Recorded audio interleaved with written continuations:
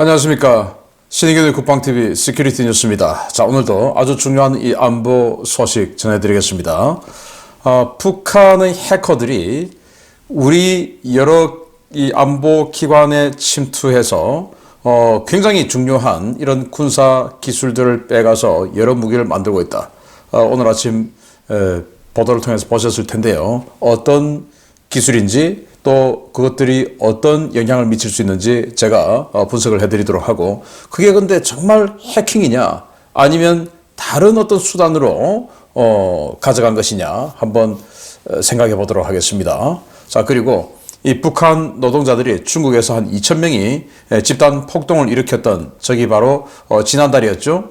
그런데 이 또 북한 노동자들이 러시아에서 우즈베키스탄 노동자들과 집단 난투극을 벌였는데, 그로 인해서 이 북한 노동자들이 굉장히 큰 분노에 빠졌다라는 건데, 어떤 내용인지 보도록 하겠습니다. 첫 번째입니다. 미국과 서방 세계의 소극적 대응 때문에 후티 반군의 도발 영역이 점점 확장되고 있습니다. 그동안 드론과 미사일 등을 이용해 수상 표적만 공격해왔던 후티가 홍해와 아덴만 일대 해저에 설치된 대륙간 통신 케이블들을 파괴했다는 소식입니다. 후티 반군이 아시아와 중동, 아프리카, 유럽을 연결하는 홍해 해저 케이블 여러 곳에 잠수부를 보내 파괴 공작을 벌였으며, 이로 인해 최소 4개의 대규모 해저 케이블이 파괴됐다고 예루살렘 포스트와 글로버스 등 현지 매체들이 2월 26일 보도했습니다. 매체들은 정보당국 관계자들을 인용해서 후티 반군 다이버로 추정되는 테러리스트들에 의해 홍해, 아덴만 일대의 해저 케이블 여러 곳이 공격을 받았으며, 이로 인해 최소 4개의 해저 케이블이 절단되거나 손상되는 피해가 발생했다고 전했습니다. 공격을 받은 케이블은 중국과 파키스탄, 카타르와 이집트를 거쳐 이탈리아 및 유럽으로 이어지는 AAE-1 케이블, 남부 유럽과 이집트, 사우디아라비아, 지부티, UAE 국가들 사이에 연결되어 있는 유로피안 인디아 게이트웨이, 약칭 EIG 케이블, 유럽과 남아프리카 공화국, 인도를 연결하는 시컴 케이블 등입니다. 후티 반군은 이들 3개 케이블 중 4개 구간을 공격했고, 케이블을 완전히 절단하거나 치명적인 손상을 입혔는데요.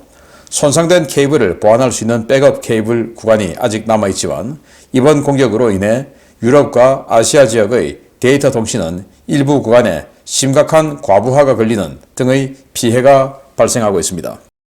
후티가 케이블 파괴 공작을 벌인 홍해와 아덴만 일대에는 미국 주도 번영의 수호자 작전에 참여하는 미국, 영국의 군함과 유럽연합 주도의 아스피데스 작전에 참여하는 유럽 군함들이 다수 전개해 있는데요. 이들은 대공전에 대비한 임무에 중점을 두고 있어서 인근 해역 수중에서 벌어지고 있던 케이블 파괴 공작을 인지조차 못했던 것으로 전해졌습니다. 후티가 해저 통신 케이블에 대한 공격을 강화하면 이 케이블을 이용하는 중동 각국과 인도, 유럽의 더 큰 피해가 예상되는데요. 이제 하늘과 바다를 넘어 수중에서의 공격을 시작한 후티, 서방 세계가 어떻게 대응할지 모르겠습니다. 네, 이 지역이 굉장히 좁죠. 바벨 만데브 해협. 여기를 지금 후티가 거의 통제하다시피 하고 있는데, 여기에서 정말 해서는 안 되는 아주 불특정 다수에 대한 그런 피해를 입혔다. 바로 해저 케이블이죠. 통신 케이블, 전화를 한다든지 요즘 주로 이제 데이트를 주고받는 이런 통신 케이블인데, 야, 여기 보십시오. 굉장히 많죠. 여기 바벨 만데브 해협에서 아주 좁으니까 이렇게 완전히 병목을 해서 가는데, 여기에서 절단을 했다라는 거예요. 자, 그런데 이 수심이 제가 조사를 해보니까 얕은 데가 400m, 깊은 데는 1000m예요. 그래서 사람이 들어가서 직접 작업할 수 있는 정도 수심은 아니죠. 그러면 심해 잠수정이라든지 아니면 로봇 등등이 들어가서 했을 텐데, 그러면 굉장히 큰 모선이 동원이 됐을 거고, 그럼에도 불구하고 이런 작업에 성공했다. 최근에 이 지역을 지키는 군함들이 주로 대공전, 드론들이 날아오고 미사일 날아오고 하니까 대공전, 그리고 요즘 이제 무인 잠수정들 자폭 돌격하니까 대수상전, 이런 거에 포커스를 맞추고 있다 보니 이 수중전에는 거의 손을 놓고 있었던 거 아닌가라고 생각이 되고, 이제 앞으로 이 지역에 있는 이 군함들이 이제는 소나도 계속 해보면서 이거 뭐 액티브 핑을 해도 되겠죠. 그러면서 이 수중에서 무슨 일이 벌어지는가도 이제는 감시해야 되는 일이 생겼는데, 뭐 우리로선 다행스럽게도 우리 한국과 관련된 케이블은 없어요. 이런 그 아프리카와 이 아라비아 지역의 그런 나라들과 유럽의 통신 문제가 지금 지장이 생긴 것 같은데, 그러니까 문제는 전 세계가 이렇게 통신과 데이터를 전부 해저 케이블로 연결하고 있죠. 우리 한국 지역에도 이렇게 많습니다. 자, 그러면 여기 보면 이제 인천 쪽에서 나와서 서해를 지나서 중국과 연결하고 또 일본과 연결하고 그리고 미국과 연결하고 뭐 이런 케이블들이 있는데, 인천 쪽에서 왔다는 것은 주로 이제 수도권 지역의 통신들을 인천 쪽에서 이렇게 빼나가는 케이블이겠죠. 자, 그러면 북한의 특수공작선이 후티가 했던 이런 일을 하지 못한다라고 상상하는 것은 굉장히 순진한 것이죠. 러시아도 이런 거 있습니다. 하바롭스급 특수목적 잠수함인데, 이게 바로 이제 해저 케이블 전문 절단하는 잠수함이에요. 북한도 할 수 있겠죠. 그래서 우리도 이런 부분에 좀 신경을 써야 된다라는 거예요. 왜냐? 북한은 정말 하지 말라, 해서는 안 된다라는 짓은 전부 골라서 하는 집단들 아닙니까? 그 북한이 우리 대한민국의 방산업체, 연구기관, 군사 전문가 등등에 침투해서 군사 기술들을 어마어마하게 해킹을 해서 자기네들 기술로 만들었다고 하는데, 보겠습니다. 북한이 최근 몇 년간 우리나라가 개발한 신형 무기들과 거의 유사한 신무기들을 대거 선보인 사실 알고 계실 겁니다. 혹시나 했는데 역시나였습니다. 북한이 엄청난 양의 우리 무기 기술들을 빼돌려 무기 개발에 사용한 것으로 확인되었습니다. 북한이 잠수함에서 발사하는 탄도미사일에 적용되는 콜드런치 기술을 비롯한 최첨단 무기 기술들을 대거 탈취해 자신들의 신형 무기 개발에 사용했으며, 최근 우리 정보당국이 이 같은 정황을 포착해 조사 중이라고 동아일보가 2월 27일 보도했습니다. 동아일보는 정보당국 관계자를 인용해서 북한이 최근 발사한 군사정찰위성 만리경 1호를 비롯해 이 위성을 실은 우주발사체 천리마 1형도 국내 기관과 업체에서 탈취한 기술들을 대거 적용한 것이 확인됐다며, 북한의 이러한 기술 탈취는 2016년부터 시작됐다고 전했습니다. 북한이 탈취한 기술은 그야말로 광범위했습니다. 북한은 한국형 이지스 구축함은 물론 잠수함, SLBM 발사용 수직발사관 설계도, 콜드런칭 기술 등을 대거 탈취했고, 3,000톤급 잠수함 설계는 물론 잠수함용 동력원으로 사용할 수 있는 소형 원자로 기술도 빼돌렸습니다. 특히 2021년에는 한국원자력연구원을 해킹해 소형 원자로 관련 기술을 대거 빼돌렸는데요. 한국형 소형 원자로 기술 탈취에 성공한 직후 김정은은 원자력 잠수함 건조 사업에 대한 지침을 내리고 원자력 잠수함 건조 사업 시작을 천명한 바 있습니다. 북한의 이러한 기술 탈취는 악성 코드를 이용해 활발하게 벌어졌습니다. 이메일이나 문자 메시지 등을 이용해 전송되는 악성 코드는 피해 컴퓨터에 일단 설치되면 해커가 원하는 거의 모든 파일에 접근할 수 있도록 만들어주는데요. 정보당국은 김정은이 최근 해킹과 관련된 새로운 지시 상황을 내린 정황을 포착하고 관련 조사를 확대하고 있습니다. 정보당국은 김정은이 한국의 총선을 앞두고 새로운 지시를 내렸고 선거 시스템 해킹 등 직접적인 선거 개입에 나설 가능성이 높다고 보고 있는데요. 군사과학기술 보호를 위한 사이버 보안 대책 마련도 시급하지만 선거의 결과를 바꿀 수도 있는 북한의 대대적인 사이버 공격에 대비한 선거 보안 대책 마련은 더 시급해 보입니다. 네, 콜드런치. 그러니까 이 물 밑에서, 물 속에서 미사일을 쏘죠. 그런데 미사일은 어떻습니까? 화염이 확 뿜어져 나옵니다. 연소가 되어야 되죠. 근데 물 밑에서 연소가 되겠습니까? 그러니 이 콜드런치라고 하는 것은 일단 발사관에서 퐁 나와가지고 불에게 의해서 그 압력과 불에게 의해서 순식간에 물을 뚫고 나와서 점프를 하는 겁니다. 물 밖으로 나와서 점프를 하는 거죠. 그리고 나서 점화를 하고 쫙 하고는 날아 올라가는 게 콜드런치 기술인데, 이걸 이제 우리나라로부터 해킹해 가져갔다 라고 하는 거예요. 또 이 해킹이 2016년부터 주로 있었다 라고 하는데 2016년이라는데 우리가 좀 주목해 봐야 되지 않을까 생각이 되고, 자, 천리마 1형 로켓, 이 로켓 기술, 그리고 여기에 들어가는 만리경 1호 정찰 위성, 여기 뭐 광학 카메라라든지 이런 것들 다 기술이 있겠죠. 이런 기술들 가져갔다 이거예요. 또 정조대왕급 이지삼, 이거 이제 우리 세종대왕급 이지삼을 바탕으로 우리가 또 설계를 했죠. 이 설계도 등등, 또 여기 들어가는 수직 발사관 뭐 다 가져갔다 이거예요. 그리고 여기 이제 한국형 핵잠수함에 들어갈 수 있는 소형 원자로 이 기술까지 가져가서 김정은이가 자, 우리도 원자력 잠수함 만들어 라고 지침을 내렸다라는 건데, 그게 전부 우리 한국의 기술이었다라는 건데요. 제가 이 방송을 통해서 여러 번 말씀드렸죠. 뭐 북한판 에이테킴스다 뭐라고 하는데, 야, 이게 에이테킴스 기술을 어디서 가져갔냐? 미국이 줬을까? 미국이 줬을 리가 없겠죠. 그런데 그 에이테킴스 우리도 있죠. 이건 아닐까? 또 북한판 KT즘 KN-24, 아니 우리가 KT즘 해서 북한 갱도진지 파괴하려고 만든 열압력 단거리 탄도미사일이죠. 그거 똑같이 생긴 게 북한이 발사를 했어요. 자, 저거 우리 한국 거 가져간 것 같은데? 라고 제가 여러 번 방송을 했죠.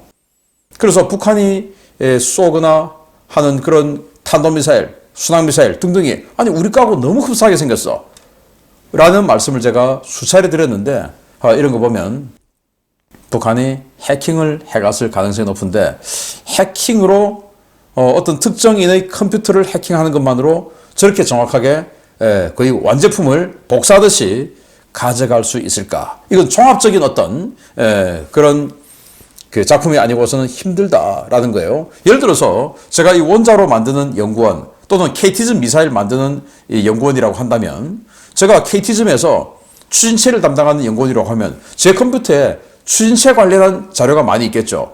그런데 미사일이라고 하는 게 추진체만 있으면 됩니까? 탄두도 있어야 되고 뭐 통신도 돼야 되고 여러 가지가 있겠죠. 그 종합 모든 것이 한꺼번에 북한에 들어갔는데, 이건 누군가가 정말 아주 전지적인 능력을 가진 사람이 한꺼번에 그냥 섭렵해서 제공하지 않으면 힘든 거 아닌가라는 생각이 들어서 USB 생각이 퍼뜩 나는데, 여러분들 그렇지 않습니까? 이거 어떻게 밝혀낼 수 없을까요? 정말 이 반국가 행위일 수밖에 없는데, 사실이라면. 자, 여기서 또 이제 우려되는 것이 이제 선거가 다가오고 있습니다. 그래서 국정원에서 테스트를 해본 거죠. 그래서 국정원이 직원이 해킹을 한번 해봅니다. 선관위를 해킹해봐요. 선관위 서버를 갖다가 해킹해보니까 되는 거죠. 그래서 어떤 걸 할 수 있냐? 사전투표 우리 하지 않습니까? 사전투표, 신인균이가 사전투표 안 했는데 사전투표 한 거로 조작을 할 수 있는 거예요. 그리고는 특정 정당 그리고 특정 후보를 체크할 수 있는 겁니다. 안 했는데, 그리고 신인균이는 그날 투표를 안 할 가능성이 높아. 본 날도 뭐 그런 식으로 해가지고 사전투표 조작할 수 있죠. 그리고 개표 결과까지 조작할 수 있다. 이걸 이제 시연을 해보인 겁니다. 그러면 선관위는 어떻게 됩니까? 경각심을 가져야 되죠. 왜? 공정선거를 위해서 존재하는 기관이 선관위 아닙니까? 그런데 선관위가 특정 정당, 특정 세력을 이기게 만들어주기 위해서 존재하는 기관이 결코 아니죠. 공정선거를 위해서 하려면, 야, 이런 결과가 도출됐으면 이거를 우리가 방어해내야 되겠다라고 해야 되는데, 선관위는 안 한다 이겁니다. 그걸. 그래서 이거 있죠. 보도가 됐는데, 우리 투표용지 기억하실 겁니다. 여기 이제 투표용지가 우리가 주민등록증을 주면 출력을 해주죠. 여기에 감독관이 앉아서 제일 마지막에 여기 도장을 탁 찍어줍니다. 감독관 도장 있죠. 그러면 이제 우리는 그걸 들고 기표소에 들어가서 투표 정당 또는 이제 지지하는 후보에게 도장을 꽉꽉 눌러줘요. 그런데 이 감독관 도장을 인쇄해서 가지고 오겠다 이거예요. 인쇄해서. 그럼 도장이 왜 필요합니까? 도장이라고 하는 것은 현장에서 투표자가 직접 눈으로 보고 이 투표용지는 결백한 거야. 왜? 감독관이 내가 본 앞에서 도장을 찍었으니까. 그러면 내가 투표하는 이 기표 행위도 이제 정당한 거야. 라고 판단할 수 있어야 되는데, 이걸 아예 도장을 인수할 것 같으면 그 도장이라고 하는 게 무슨 필요가 있습니까? 아무 의미 없는 것을 인수를 해서 하겠다. 그래서 한동훈 비대위원장이 이거 문제 있지 않느냐. 지금 뭐 수개표 다 한다고 하는데 미리 그냥 이렇게 도장까지 다 찍어 와버리니 이거 부정적으로 기표해 놓은 것을 통에다가 넣어버리면 알 수가 없는 거 아닙니까? 그래서 이거 문제 있다. 현장에서 기존에 하던 것처럼 현장에서 도장 찍자라고 하니 선관위는 안 된다라고 하는 거예요. 왜 안 되는 겁니까? 선관위 도대체.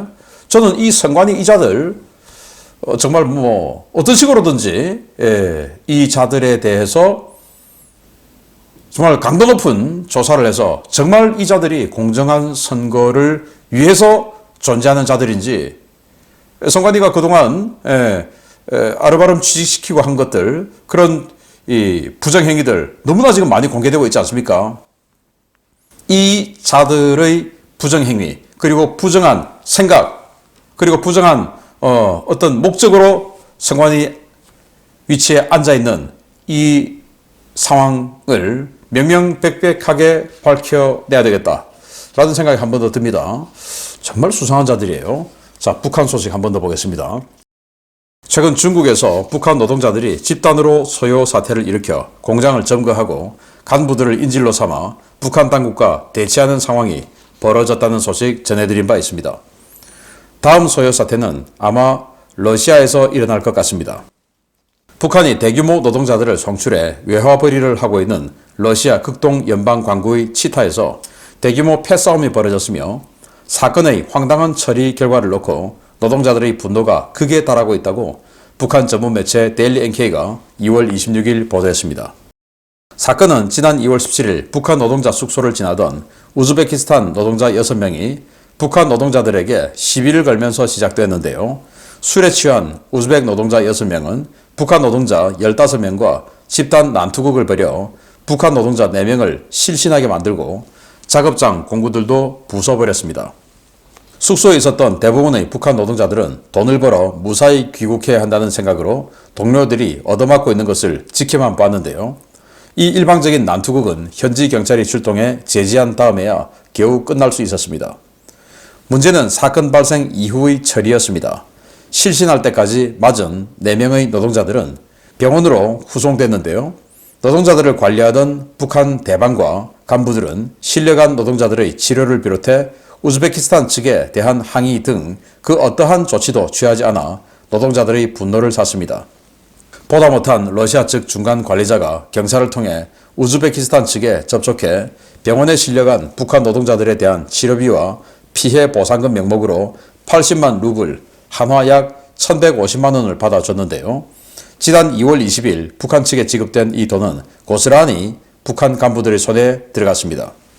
북한 간부들은 보상금은 병원비, 일하지 못한 기간 동안의 계획분, 회사 운영비로 써야 한다 라며 80만 루블 전액을 강탈해 갔는데요.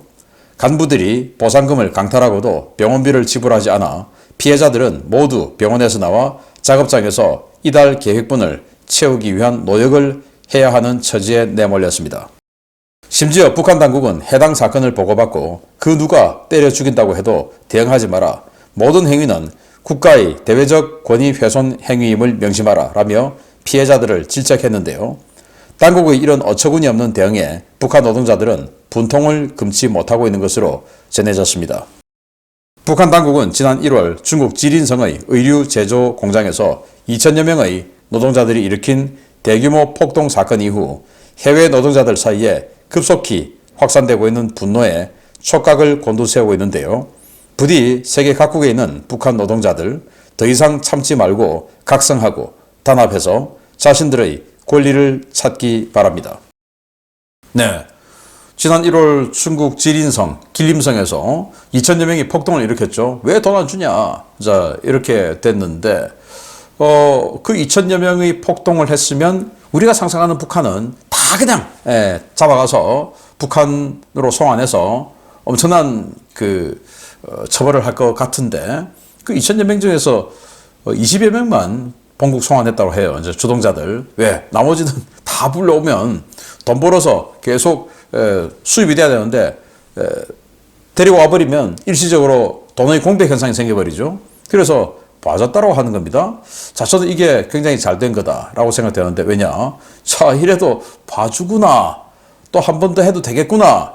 라는 이런 전례가 생긴 거죠. 자, 그런데, 자, 러시아의 극동 지역의 치타라고 하는 곳의 건설공사장에 노동을 하던 북한 노동자들인데, 술을 먹고 지나가던 우즈베키스탄 노동자들, 인근 공사장이죠.